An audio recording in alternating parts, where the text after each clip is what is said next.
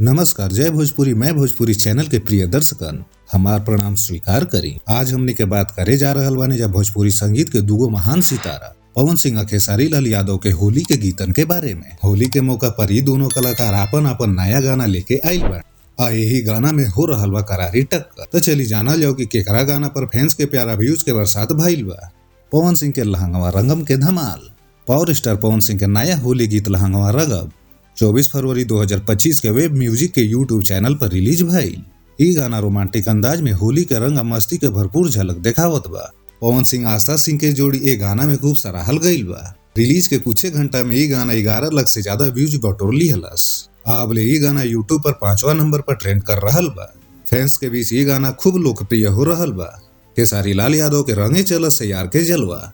Trending star Khesari Lal Yadav के होली के गीत रंगे चलस यार भी 24 फरवरी 2025 के ग्लोबल म्यूजिक जंक्शन भोजपुरी के यूट्यूब चैनल पर रिलीज भइल। ई गाना में खेसारी लाल यादव के मस्ती और ऊर्जा के झलक देखे के मिल रहल बा।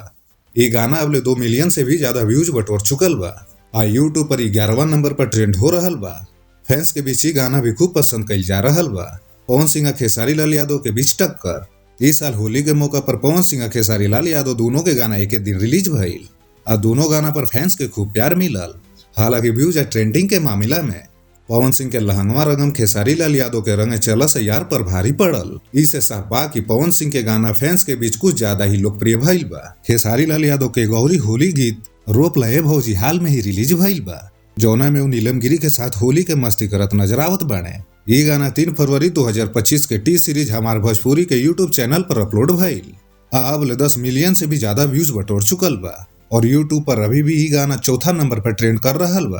फैंस के बीच ई गाना भी खूब लोकप्रिय हो रहल बा। पवन सिंह के सलवारवा लाले लाल के लोकप्रियता। पवन सिंह के और एगो होली गीत सलवारवा लाले लाल भी हाल में ही रिलीज भइल बा, जौना में वो शिवानी के साथ नजर आवत बाड़े।